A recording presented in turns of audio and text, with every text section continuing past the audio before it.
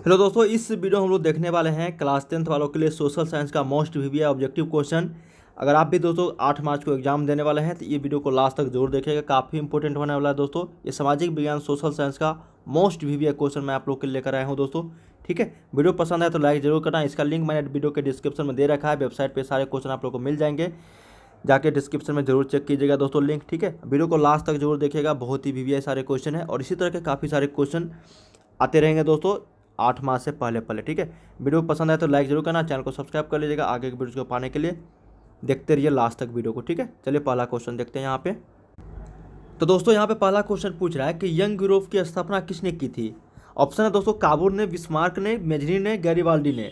तो मेजनी ने किया था दोस्तों यहाँ पे यंग यूरोप की स्थापना, तो सही उत्तर एक का आपका ऑप्शन नंबर सी हो जाएगा, मेजनी के द्वारा। ठीक है, यंग यूरोप की स्थापना किया गया था। बहुत ही इंपॉर्टेंट क्वेश्चन है ये। चलिए दूसरा क्वेश्चन देखते हैं दोस्तों। ये सारे क्वेश्चन मैं आप लोग को बता रहा हूँ, बहुत ही वीवीआई है दोस्तों और ये सारे क्वेश्चन पूछे गए हैं प्रीवियस ईयर्स में। वीडियो को लास्ट तक जरूर देखिएगा। दूसरा क्वेश्चन है कि हंगरी की राजधानी है। तो हंगरी की जो राजधानी है दोस्तों वो आपका बुडापेस्ट। हंगरी एक देश है जिसकी राजधानी यहाँ पे बुडापेस्ट है। ठीक है, तो सही उत्तर यहाँ पे 2 का ऑप्शन नंबर बी हो जाएगा। चलिए तीसरा क्वेश्चन देखते हैं कि कार्ल मार्क्स का जन्म कहाँ हुआ था। बहुत ही वीवीआई क्वेश्चन है दोस्तों, वेरी वेरी इंपॉर्टेंट, कि कार्ल मार्क्स का जन्म कहाँ हुआ था।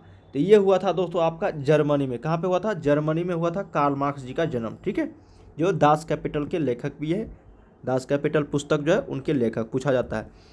चलिए चार नंबर देखते हैं कि the history of the loss of Vietnam. ये जो बुक है दोस्तों the history of the loss of Vietnam, किसने लिखा? तो वियतनाम आया है दोस्तों, तो इस ऑप्शन में यहाँ पे त्रियू है, होची मिन है, फान बोई चौ है या फिर कुआंग है।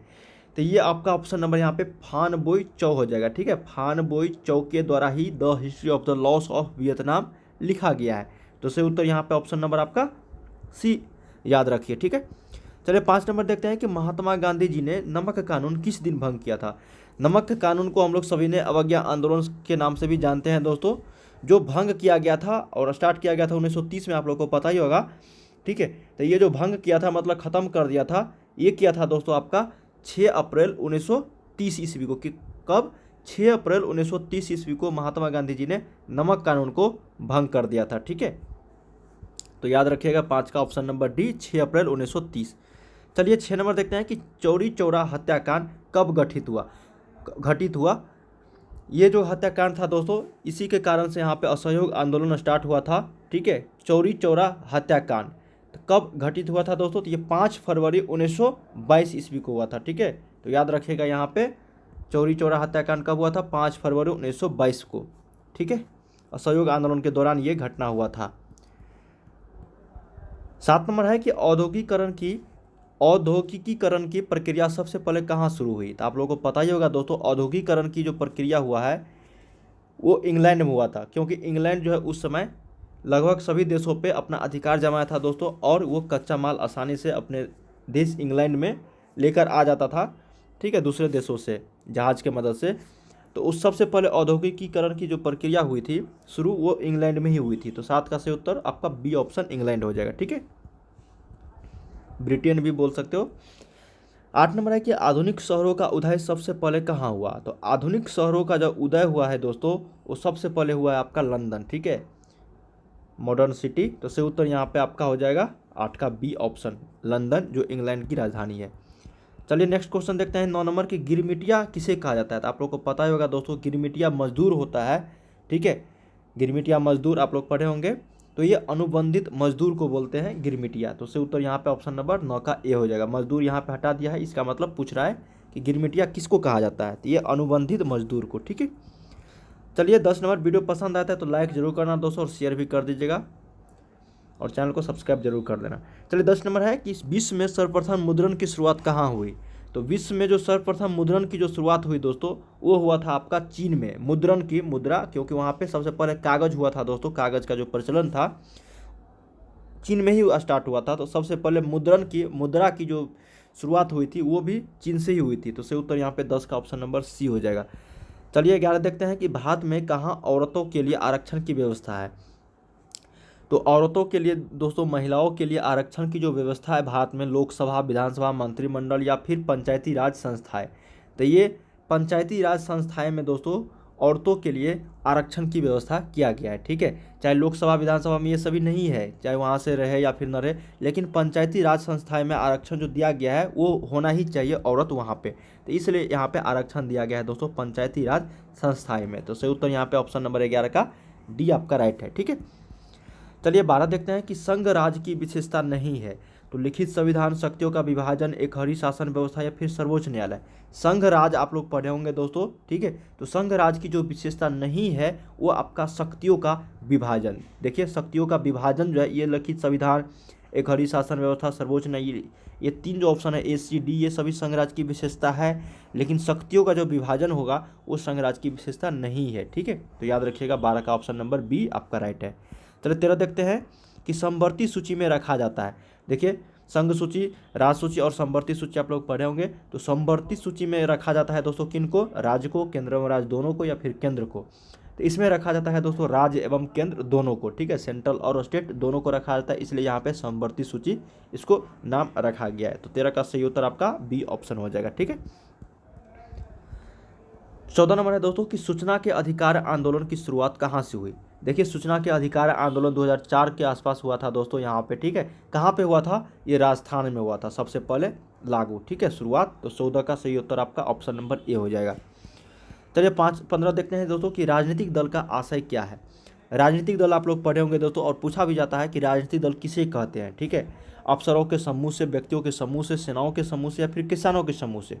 तो राजनीतिक दलों का जो आशय है दोस्तों वो आपका व्यक्तियों के समूह से होता है। ठीक है, न कि अफसर, न कि सेना, ये किसान, ये सभी नहीं, व्यक्तियों के समूह से। हालांकि ये सभी व्यक्ति ही है, अफसर, सेनाओं, किसानों, लेकिन ये जो सूटेबल आपका ऑप्शन होगा व्यक्तियों के समूह से होगा। ठीक है, जो राजनीतिक दल का यहाँ पे आशय पूछा जा रहा है, अर्थ।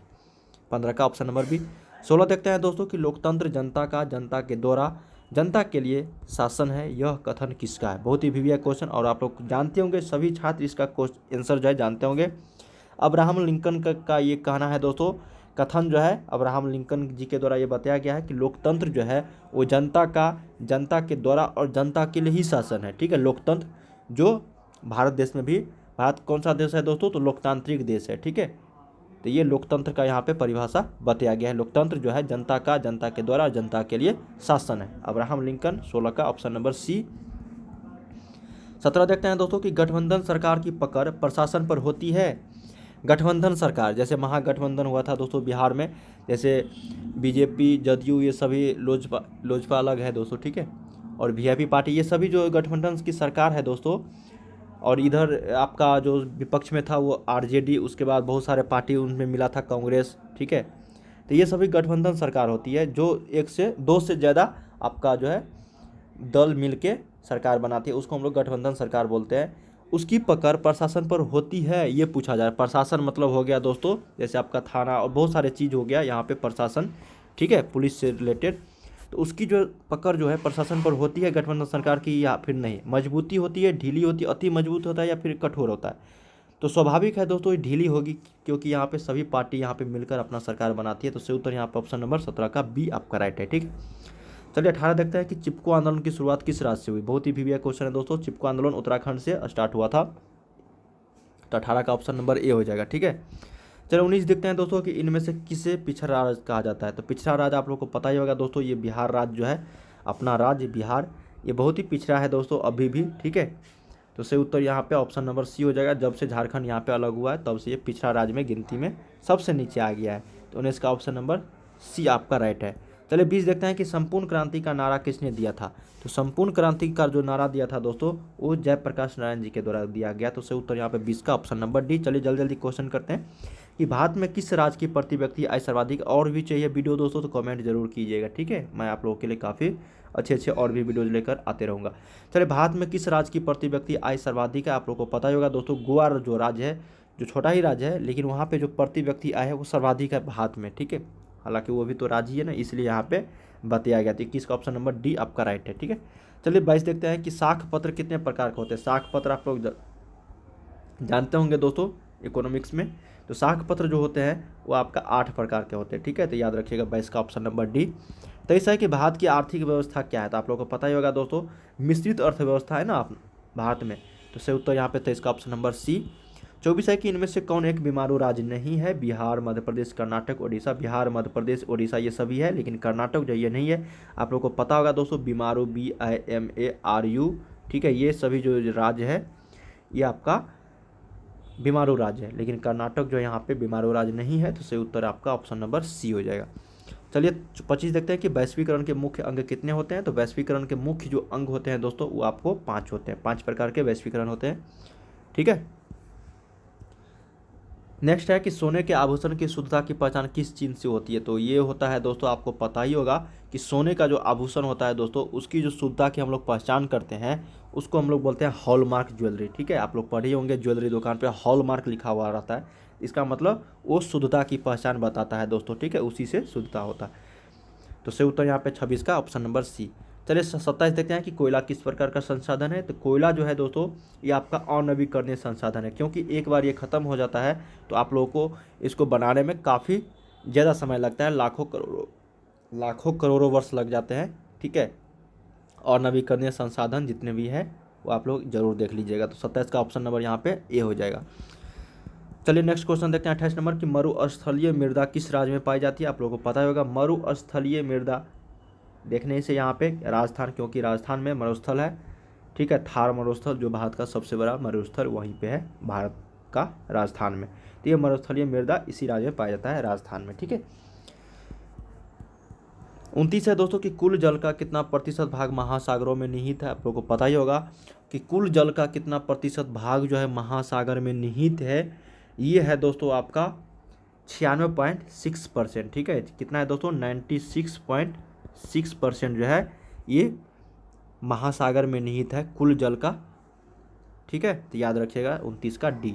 चलिए 30 नंबर देखते हैं कि भारत का राष्ट्रीय पक्षी क्या है। तो मोर है दोस्तों, बहुत ही ईजी है और इम्पोर्टेंट और इजी क्वेश्चन है, पूछा जाता है इस तरह के क्वेश्चन सिंपल में, ठीक है। किस राज्य में खनिज तेल का विशाल भंडार स्थित है? तो ये असम हो जाएगा दोस्तों। असम से ही यहाँ पे डिगबोई जो क्षेत्र है वहाँ पे खनिज तेल का विशाल भंडार स्थित है। तो सही उत्तर यहाँ पे 31 का ए हो जाएगा।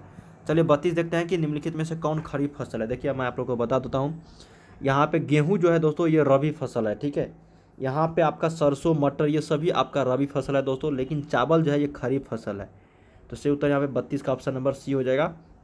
रबी महोत्सव भी होता है दोस्तों, जो गेहूँ के आसपास जो जब गेहूँ उपजता है तो उसी के आसपास ये रबी महोत्सव मनाया जाता है, ठीक है। तो 32 का ऑप्शन नंबर यहाँ पे सी ऑप्शन हो जाएगा, चावल। चलिए 33 देखते हैं कि नागपुर सड़क योजना के अंतर्गत सड़कों को कितने भागों में बांटा गया है। तो नागपुर सड़क योजना के अंतर्गत जो बांटा गया है दोस्तों ये 4 भागों में बांटा गया है। तो सही उत्तर यहाँ पे 33 का ए ऑप्शन नंबर हो जाएगा। 34 देखते हैं दोस्तों कि बिहार में नहरों द्वारा सर्वाधिक सिंचाई किस जिले में होती है। तो बिहार में जो नहरों द्वारा सर्वाधिक सिंचाई जो होती है दोस्तों ये आपका रोहतास जिले में होती है। तो सही उत्तर यहाँ पे 34 का ए। चलिए 35 देखते हैं कि भारत में सबसे पहला सीमेंट कारखाना कहाँ लगाया गया था। तो भारत में जो सबसे पहला सीमेंट कारखाना जो लगाया गया था दोस्तों ये चेन्नई में लगाया गया था। तो याद रखिएगा 35 का ऑप्शन नंबर ए। 36 है दोस्तों कि हैस्यूर विधि में उच्चावच निरूपण से संबंधित नहीं है। तो हैस्यूर विधि होता है दोस्तों उच्चावच निरूपण करने के लिए, तो यहाँ पे संबंधित बताया गया नहीं है। छोटी रेखा है, मोटी रेखा है, महीन या फिर खंडित रेखा है। तो ये आपका मोटी रेखा इसमें नहीं होता है दोस्तों, जो उच्चावच निरूपण से संबंधित नहीं है हैस्यूर विधि में, ठीक है। तो ऑप्शन नंबर बी आपका हो जाएगा। ये तीनों है, छोटी रेखा है, महीन रेखा है और खंडित रेखा है। चलिए कुछ और क्वेश्चन देख लेते हैं दोस्तों। 37 नंबर कि निम्नलिखित में से कौन मानव जनित आपदा है। तो आप लोगों को पता ही होगा सांप्रदायिक दंगे, आतंकवाद ये सभी जो है मानव जनित आपदा है, मानव के द्वारा ही ये उत्पन्न किया जाता है, ठीक है। ऑप्शन नंबर डी सही है। 38 है कि इनमें से कौन प्राकृतिक आपदा नहीं है। तो ये आतंकवाद जो है ये प्राकृतिक आपदा नहीं है। सुनामी, बाढ़, भूकंप ये सभी प्राकृतिक आपदा है। आतंकवाद जो है मानव जनित आपदा है, ठीक है। 38 का सी। 39 है दोस्तों कि निम्नलिखित में से कौन प्राकृतिक आपदा है। तो ये आपका यहाँ पे हो जाएगा भूकंप, ठीक है। जो प्राकृतिक आपदा, रासायनिक दुर्घटना, आग लगना, बम विस्फोट ये मानव जनित आपदा है। 40 है लास्ट क्वेश्चन कि बिहार का कौन सा क्षेत्र बाढ़ग्रस्त क्षेत्र है। तो ये उत्तरी बिहार हो जाएगा दोस्तों, ठीक है। तो सही उत्तर यहाँ पे 40 का ऑप्शन नंबर डी। दोस्तों इस वीडियो हम लोग 1 से 40 क्वेश्चन तय किए हैं। आप लोग को 40 क्वेश्चन का ही जवाब देना है ऑब्जेक्टिव का, ठीक है। अगर चाहिए दोस्तों सब्जेक्टिव क्वेश्चन तो मैं आप लोग को दूंगा, कमेंट जरूर करना। वीडियो पसंद है तो लाइक जरूर करना, चैनल को सब्सक्राइब कर लीजिएगा, वीडियो को हर जगह शेयर भी कर दीजिएगा। वीडियो के डिस्क्रिप्शन में आपको लिंक मिल जाएगा दोस्तों, जाके आप लोग प्रैक्टिस सेट कर सकते हो। देखने के लिए आपका बहुत बहुत धन्यवाद।